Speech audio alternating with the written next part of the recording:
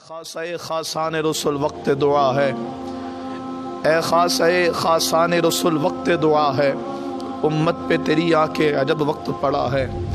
جو دین بڑی شان سے نکلا تھا وطن سے، جو دین بڑی شان سے نکلا تھا وطن سے، پردیس میں وہ آج غریب الغربا ہے۔ فریاد ہے اے کشتی امت کے نگہباں، فریاد ہے اے کشتی امت کے نگہباں، بیڑا یہ تباہی کے قریب آنے لگا ہے۔ حکام یقیناً ہے حالات کے مجرم، حکام یقیناً ہے حالات کے مجرم، پر کرتوت ہمارے بھی ہیں اور عملوں کی سزا ہے۔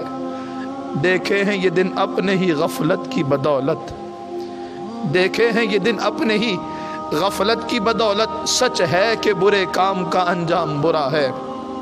جو کچھ بھی ہیں سب اپنے ہی ہاتھوں کے ہیں کرتوت، شکوہ ہے زمانے کا نہ قسمت سے گلا ہے۔ ایک بار تو دیکھو ہمیں سلطان مدینہ، ایک بار تو دیکھو ہمیں سلطان مدینہ، ہم جو بھی صحیح محبوب تیرا کلمہ تو پڑھا ہے۔ شرمندہ بہت ہے تجھے کس منہ سے بلائیں یا رسول اللہ، شرمندہ بہت ہیں تجھے کس منہ سے بلائیں، پر جائیں کہاں تجھ بن یہاں کون میرا ہے۔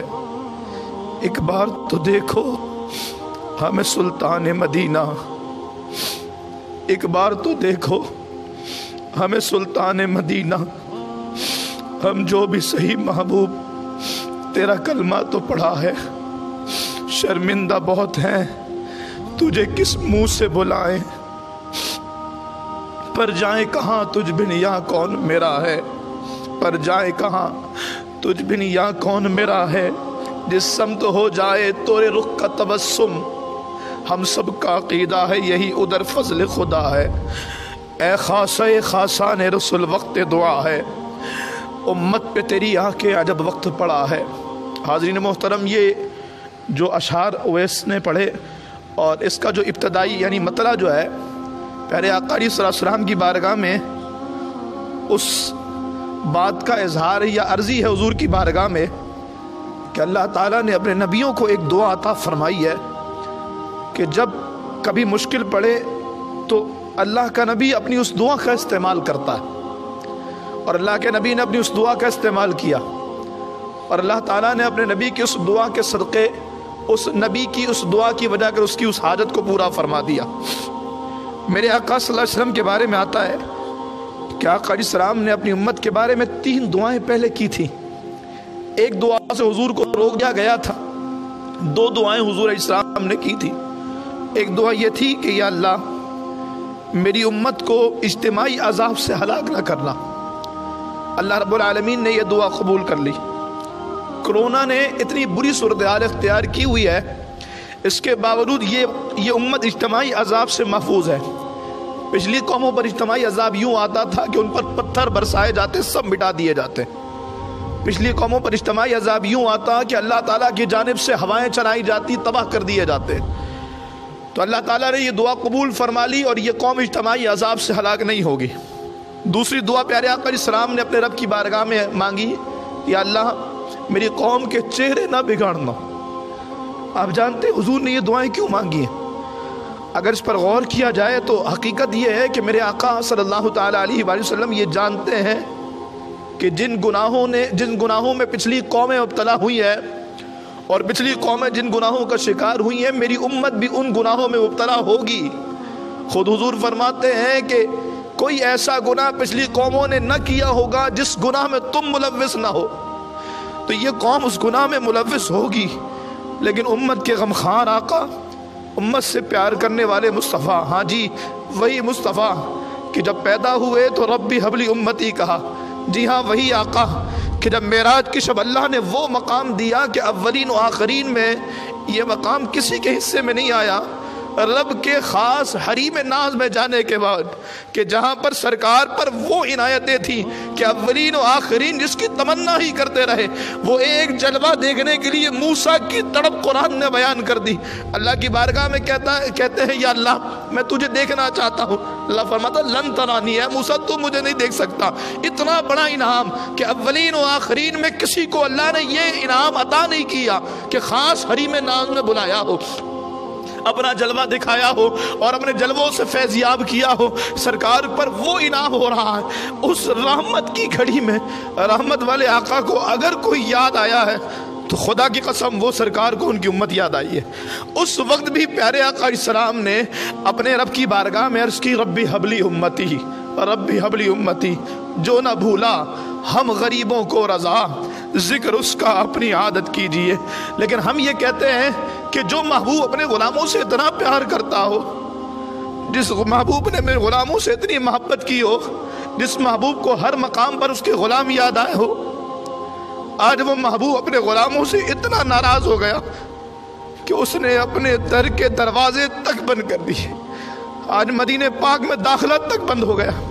لوگوں نے کہا مدینے میں کرونا آ گیا ہے، ہم نے کہا ایسا ممکن ہی نہیں ہے، مدینے میں کرونا آ جائے ایسا ممکن ہی نہیں، حضور کی حدیث ہے ایسا ممکن ہی نہیں ہے۔ تو پھر ایسا کیا ہو گیا کہ حرم محترم کے دروازے بند ہوئے، مکہ مکرمہ سیل ہو گیا، مدینۃ الرسول کو بند کر دیا، وہ دار الشفا۔ اللہ اکبر۔ وہ بھی احسن بھائی نے نعت پڑھی، نہ ہو آرام جس بیمار کو سارے زمانے سے، اٹھا لے جائے تھوڑی خاک ان کے آستانے سے۔ وہ جن کا آستانہ دار الشفا ہے، وہ جن کے مدینے کی خاک غلاموں کو شفا بخشتی ہے، جی ہاں وہی مدینہ جس کی فضاؤں میں بسی مصطفیٰ کے پسینے کی خوشبو غلاموں کو تسکین دیتی ہے، جی ہاں وہی مدینہ کہ جس کے بارے میں سرکار فرماتے ہیں تربت ارضنا یشفی سقیمنا باذن ربنا، میرے مدینے کی مٹی بیماروں کو شفا دیتی ہے۔ آقا ہم سے ایسا کون سا گناہ ہو گیا، آخر ہم سے ایسی کون سی چوک ہو گئی کہ میرے محبوب نے اپنے مدینے کے دروازے بند کر لیے۔ کوئی کہتا ہے نجدیوں نے دروازے بند کیے، ہم نے کہا اوقات نہیں نجدیوں کی، ان نجدیوں کی حیثیت ہی نہیں ہے کہ وہ حضور کے مدینے میں حضور کی چاہت کے بغیر اس کے دروازے کو بند کر دیں۔ تو اب بات یہ ہے کہ پیارے آقا نے اپنے مدینے کو بند کر دیا، پابندی لگا دی۔ جو محبوب غلاموں سے اتنا پیار کرے، آقا فرماتے ہیں کہ میں غلام کے پیر کانٹا بھی چھپے، مجھے اس پر بھی درد ہوتا ہے، مجھے اس پر بھی تکلیف ہوتی ہے۔ غور تو کرو، امت اتنی پریشان ہے، لوگ بھوک سے مر رہے ہیں، پورے پاکستان نہیں پوری دنیا کا برا حال ہے۔ غور تو کریں، کچھ تو ایسا ہوا ہے، ہاں کچھ تو ایسا ضرور ہوا ہے، اور کچھ ایسا بہت بڑا ہوا ہے، کچھ اتنا بڑا جرم ضرور ہوا ہے کہ مدینے والے آقا نے اپنے دروازے بند کر لیے۔